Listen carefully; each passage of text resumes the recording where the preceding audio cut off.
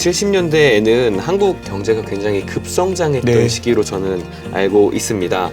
굉장히 혼란했던 초기 증권 시장이 60년대에 문턱을 넘으면서 70년대에 한국 경제의 성장과 맞물려 어떤 일들이 있었는지 좀 궁금한데요. 네. 가장 먼저 좀 짚어볼 것은 이른바 83 사채 동결입니다. 네. 이 당시 사채가 저희가 지금 생각하는 거랑은 조금 다른 의미였던 것 같아요. 요즘은 이제 신용도가 떨어지는 분들이 불법 사금융 네. 뭐 이런 거에서 굉장히 말도 안 되는 높은 금리를 주고 자금을 조달하는데요. 71년도 83 조치라고 하는 거는요. 이제 결국 이제 기업이 사업을 하기 위해서는 자금 조달을 해야 되는데 자금 조달의 창구가 크게 두 가지였어요. 일단 주식을 발행해서 불특정 다수에게 주식을 팔아서 자금을 조달할 수 있는 방법은 주식을 사줄 수 있는 예컨대 뭐 가게라든가 이런 잉여 자금이 축적이 돼야 되는데 그러기 어려웠고요. 그래서 기업이 주로 자금 조달하는 게 은행이었어요. 네. 관치금융이고 권력자 역할을 했고요. 네. 그러다 보니까 은행으로부터 충분히 자금 조달을 하지 못했던 기업들이 소위 명동에서 사채를 쓴 겁니다. 기업이 이제 사채를 갖다 쓰는. 그렇습니다. 그래서 70년대 초에 이제 글로벌 경제가 좀 둔화가 되고 기업들이 또 너무도 고금리 사채를 많이 쓰다 보니까 기업들이 망할 지경이 됐거든요. 네. 박정희 정권이 그냥 사채를 동결시켜 버리는 겁니다. 사채 갚지 마. 그리고 정해진 금리로 언제까지 사채를 유예해 준 거예요. 그럼 이제 기업 활동을 하는데 은행으로부터의 차입 있었고요. 네. 이걸로 부족하니까 사채를 했거든요. 네. 근데 사채를 막았어요. 네. 그러니까 이제는 주식시장을 진흥시켜야 되겠다라고 하는 생각이 만들어지게 됩니다. 83 사채 조치와 맞물리는 게 1972년도의 기업공개 촉진법입니다. 이제 사채하지 말고 자본시장을 통해서 자금 조달을 해라는 것이었고요. 또 정부가 자본시장을 육성하고자 하는 생각도 있었기 때문에 촉진법이 기업 입장에서는 압박이었어요. 그러니까 사채를 거의 탕감 비슷하게 해주다 보니까 상장해서 우리 자본시장을 키우자라고 하는 정부의 요구를 기업들이 거절하기가 힘들었기 때문에 아주 100% 관치해서 시장으로 인한 자금 조달의 경로로 바뀌는 과정이 70년대에 나타났지만 결국 사람의 행동이라고 하는 거는 환경이 규정하는 측면이 있거든요. 네. 한국 자본시장의 성숙도나 이런 것들이 자율적으로 하긴 어려웠지만 자본시장에서 기업이 주식을 발행해서 자금을 조달하는 창구가 실질적으로는 70년대 초부터 생겼다고 볼 수 있습니다. 자, 그렇게 해서 이제 1970년대, 71년에 83 조치로 사채가 동결되면서 이 사채 동결에 대한 어떤 정부의 기업이 친기업적인 정책이 있었고 이 반대급부로서 기업 공개가 좀 강하게 요구되었고 네. 기업들은 이 기업 공개를 거부하기가 좀 어려운 상황이었다. 네. 아까 이렇게 말씀 주셨거든요. 네. 그러면 그 이후에 제정된 기업 공개 촉진법 실제로 그 효과가 어느 정도였을까요? 상장 기업이 많이 늘어났습니다. 70년대 초에 우리나라에 상장된 기업이 한 60여 개였는데요. 1978년에는 356개로 늘어났습니다. ETF까지 포함하면 지금 거래되는 종목이 3,000개가 훨씬 넘으니까 지금과 비교하면 굉장히 규모가 적지만 그래도 투자할 수 있는 메뉴가 다양해지는 틀이 마련된 게 기업공개 촉진법 이후라고 말할 수 있겠습니다.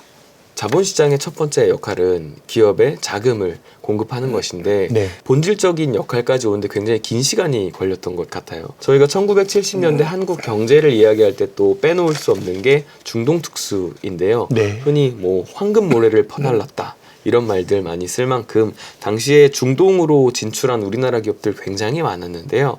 이러한 경제 환경이 우리나라 자본시장에도 좀 큰 영향을 주었다고 제가 알고 있습니다. 네. 70년대에 이제 오일 쇼크가 있었죠. 이스라엘과 중동 전쟁 이후에 중동 국가들이 기름값을 올리고 요즘 뭐 결속력이 희석되고 있는 석유 수출국 기구라고 하는 오펙이 만들어진 게 1970년대입니다. 이제 기름값이 10배로 뛰었죠. 그러다 보니까 이 70년대 글로벌 경제는 전체적으로 고유가에 시름을 했는데요. 그래도 우리는 고유가를 어느 정도 완충할 수 있는 기제들이 있었습니다. 제 부모님 세대쯤 되는 분들인 것 같아요.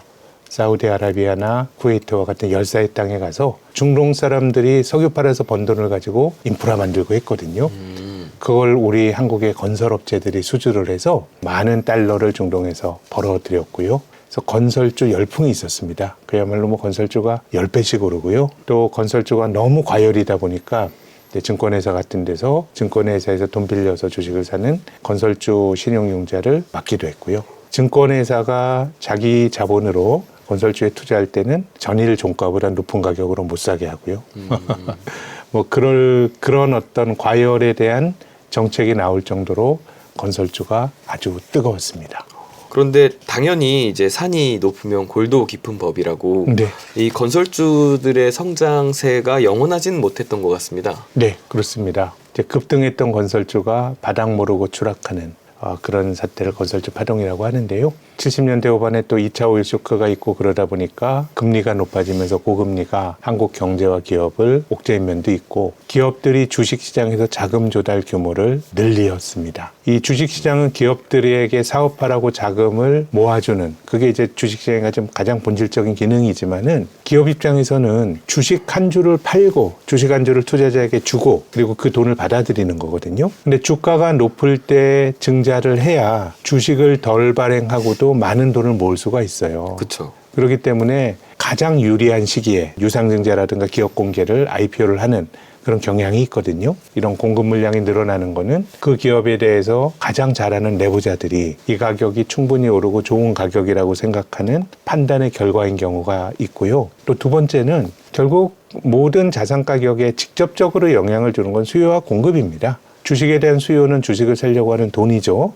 증권사에서 주식 살려고 맡긴 고객 예탁금, 간접 투자를 하기 위해서 자산운용사의 주식형 펀드에 가입한 금액 이런 것들은 주식에 대한 수요일 테고요. 주식에 대한 공급은 물리적으로 주식수가 늘어나는 겁니다. IPO나 유상증자를 통해서 주식 공급이 늘어나는 게 주가를 억누르는 공급 요인인데요. 70년대 후반에 건설주 파동이 있을 때 건설주를 비롯한 많은 기업들이 주식시장에서 자금 조달을 했고요.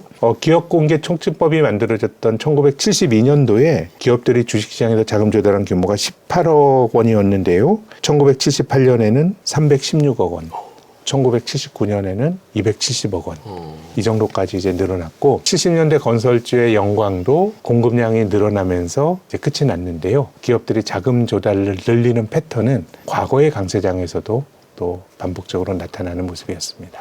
1956년에 시작된 한국 자본시장에서 하나의 업종이 시장을 주도했던 것은 1970년대 건설주 열풍이 최초였던 것 같습니다. 그렇습니다. 어떻게 보면 한국 증시 역사상 최초의 성장주 열풍이라고 말할 수 있을 겁니다. 지금이야 인공지능이 성장이지만 그 당시에는 건설업이라고 하는 게 그 나름 성장이라고 하는 시대 정신을 담고 있는 업종이었거든요. 그러다 보니까 실적으로 설명하기 힘든 버블도 생기고 이런 것들이 70년대에 나타났던 것 같습니다. 이후에도 증시를 견인하는 대표 업종은 늘 교체되지만 성장주 열풍이 남긴 상처가 있었고 교훈이 있다면 또 어떤 게 있을까요? 영원한 성장은 없다. 그리고 주식시장에서 성장에 대한 기대를 반영하는 거는 요즘 마우스 클릭 한 번으로 되는 일입니다.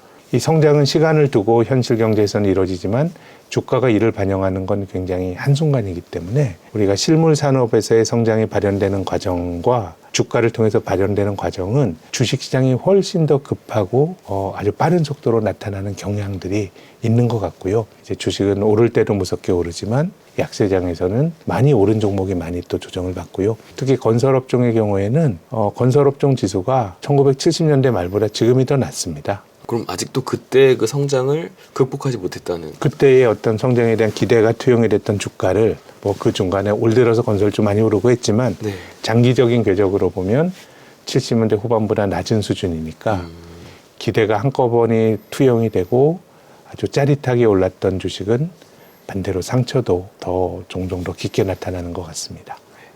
1970년대 자본시장의 어떤 본연의 역할, 대표적으로 8.3 사채 동결을 통해서 그리고 기업공개촉진법을 통해서 이러한 역할들을 수행하게 되었었고 건설주라는 성장주 열풍, 이익도 남겼겠지만 그만큼 또 깊은 상처도 남긴 시기가 아니었나 싶습니다. 네, 이제 1980년대로 한번 가보려고 하는데요. 인상 깊은 키워드는 역시 삼저 호황이 아닐까 싶습니다. 당시 상황이 어땠나요?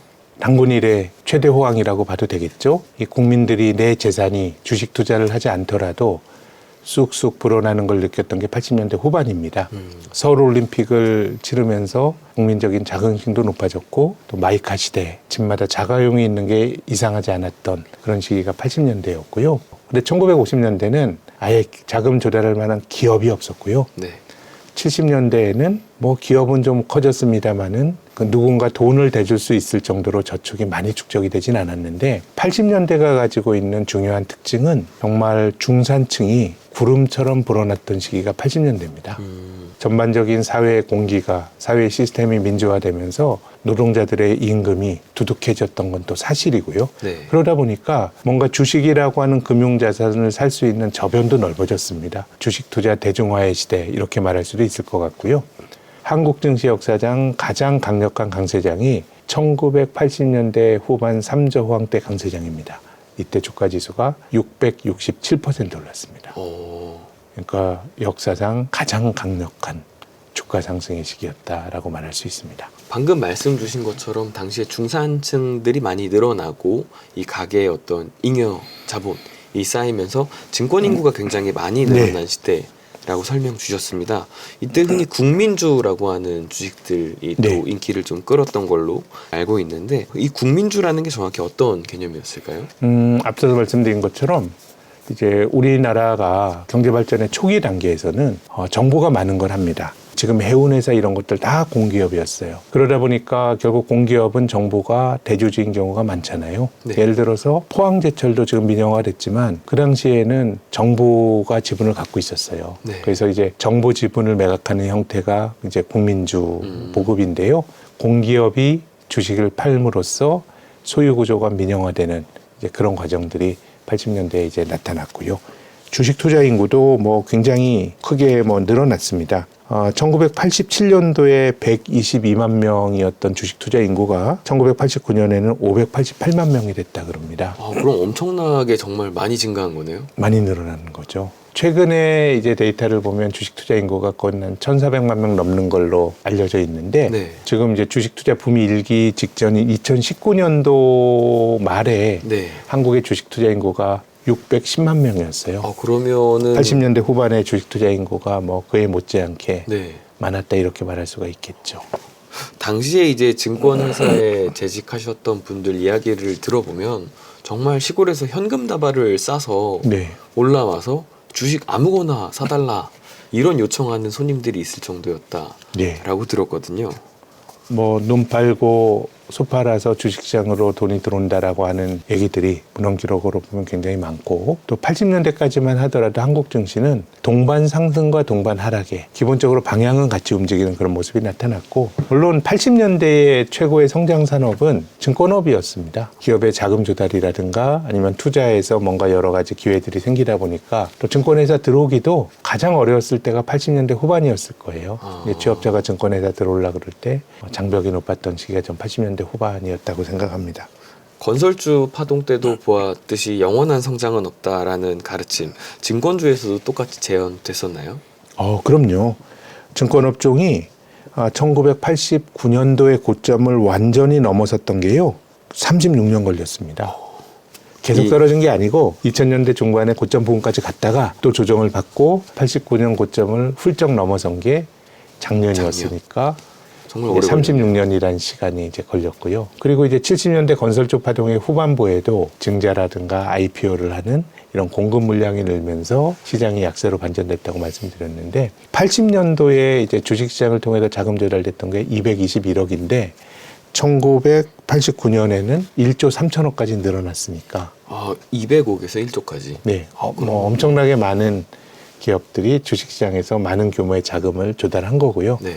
굉장히 아이러니한 거는 주식시장의 존재 이유가 기업들에게 자금 조달을 해주라고 있는 것임에도 불구하고 기업들이 주식시장에서 자금 조달하는 규모가 급증하게 되면 고점의 신호이기도 했다라는 점은 조금 아이러니하게 느껴지기도 합니다. 80년대 말쯤 나온 정부의 증시부양 대책이 우리가 흔히 12.12 대책이라고 부르는 정책이었는데요. 이 정책은 어떠한 배경에서 출연했나요? 우리나라 주가 지수가 85년도에 한 150쯤에서 89년 3월에 1000까지 올라갑니다. 이 저유가 그리고 저금리, 저원화 가치 실은 뭐 N고였죠. 엔화가 강하면서 한국 기업들이 기회를 봤던 건데요. 근데 이제 80년대 후반부터 환경이 걸프전이 개전이 되면서 유가가 올라갑니다. 고유가가 되고요. 금리도 올라갑니다. 고금리가 되고요. 통화 가치도 엔화 강세가 어느 정도 진정이 되면서 주가가 조정을 받게 됩니다. 네.